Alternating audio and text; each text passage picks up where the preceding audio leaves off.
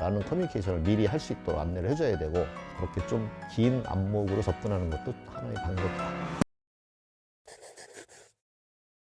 네, 이번에는 아직까지도 정말 제가 개인적으로 퍼실리테이션 하면서 어려운 부분인데, 지시를 따르지 않을 때 참여자들이, 지시가 아니죠, 안내를 따르지, 요청, 지시, 인스트럭션, 네, 좋아요. 뭐 가이드를 따르지 않을 때 어떻게 하는 게 좋을까. 예를 들면 얼마 전에 저희가 워크숍을 갔을 때도 이런 거에 대해서 의견을 써주세요 이렇게 이야기를 했는데, 참여자분들 중에 안 쓰고 그냥 펜을 올려놓고 팔짱 끼고 있거나 아니면 엎드린 비슷한 자세를 하거나 이런 경우가 있어요. 담당자는 저희한테 이런 요청을 하기도 하죠. 저기 분들 안 하는데 얼른 가서 좀 써달라고 얘기 좀 해주세요 이렇게. 근데 그 당시에는 이거 쓰라고 이렇게 지시하진 않았어요. 왜냐면 안 쓰는 경우에는 뭔가 불편한 마음이 이유가 있는 거죠.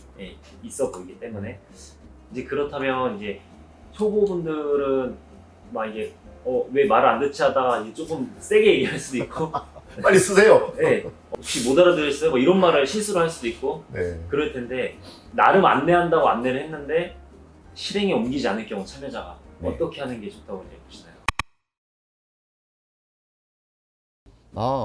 다양한 참여자들이 있고요. 그 경우도 아까 지난번에 말씀드렸던 거와 맥락이 비슷한데, 그에게는 적어도 지금 상황이 이해관계자가 아니라고 볼 수 있는 거겠죠. 그래서 첫 번째는 이해관계자가 아닌 사람이 참여하고 있는 것은 아닌가라고 볼 수 있어요. 그래서 예를 들어 전사 워크숍을 한다. 근데 지금 다루는 거는 개인적으로 호기심을 느끼는 분도 계시겠지만 아닐 수도 있는 거잖아요. 그래서 관심사가 아니기 때문에 그럴 수 있다는 게 하나. 그 다음에 두 번째는 뭘 하라고 했는지 잘 못 알아들었을 수가 있잖아요. 그런 때는 다가가서 다시 한번 물어보는 거죠. 그러니까 퍼실리테이터가 전체를 상대로 해서 이제 인스트럭션을 주잖아요. 근데 그때 잠깐 딴 생각을 하고 있는 사람이 있을 수도 있고, 또 옆에 사람하고 인원이 많을 경우에는 약간 대화를 나누다가 뭐 하라는 거지? 일 수도 있는 거잖아요.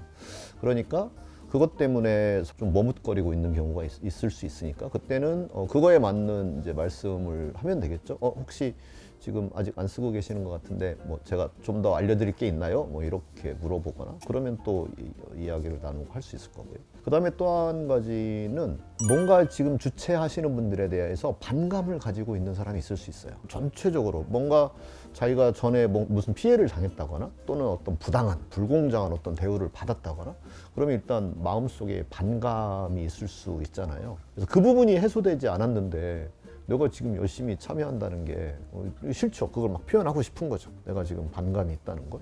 그러면 그거는 워크숍과 관련된 이슈가 아닌 다른 이슈일 수도 있는 거잖아요. 그런데 이제 전사 워크숍인 경우에는 그런 분들도 부득이하게 참여할 수밖에 없다. 예를 들어서 사유를 따라서 다 이제 이렇게 빠져도 된다라고 하다 보면 굉장히 다양한 이유로 이거 매니징 하기가 너무 번거롭기 때문에 그냥 전사 워크숍은 모두 참여한다 라는 원칙을 적용해서 하게 되는데, 거기에는 일부 그렇게 회사에 대하여 뭔가 다른 할 말이 있어서 그것 때문에 말을 안 하고 있는 경우가 있을 수 있다.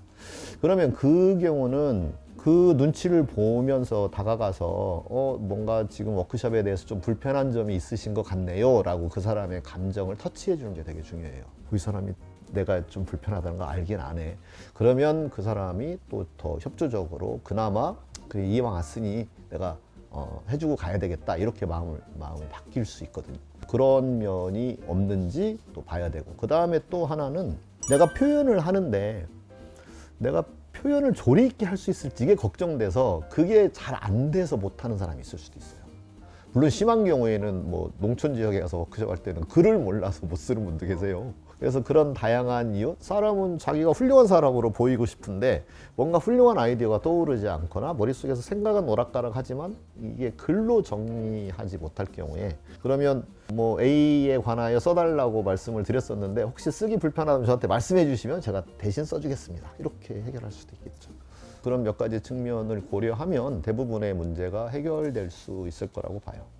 여기서 전체를 아우르는 원칙, 그건 뭐냐면 그분이 하라고 지시한 사항을 잘 따르지 않고 있다면 충분히 그만한 이유가 있다.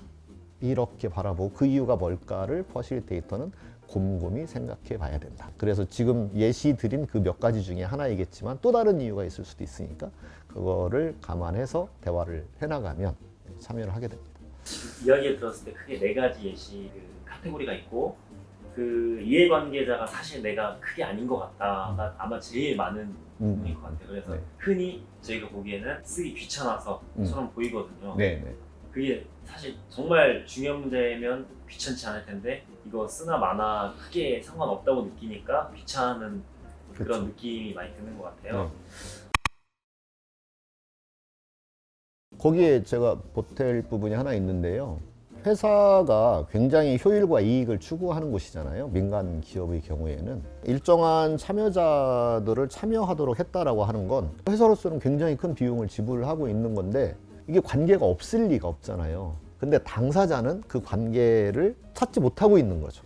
그렇기 때문에 이메일을 통해서 안내할 때, 워크숍을 안내할 때 사전에 이만저만한 점에 대하여 나눌 거고 당신은 그 점에 있어서 굉장히 중요한 사람입니다 라는 커뮤니케이션을 미리 할 수 있도록 안내를 해줘야 되고, 퍼실리테이터가 워크숍을 시작할 때 여기 참여한 여러분들이 얼마나 이 주제에 중요한 역할을 하는 사람인지 그리고 중요한 의견을 가진 사람인지를 좀 일깨워주는 그런 커뮤니케이션이 필요하죠. 또 그렇게 했더라도 금방 잊어버리거든요. 그리고 대부분 과거의 이 회의 워크숍의 경험이 별로 좋지 않고 뭔가 강요받은 듯한 그런 워크숍이 많기 때문에 호의적으로 참여하는 분이 많지 않을 수 있어요.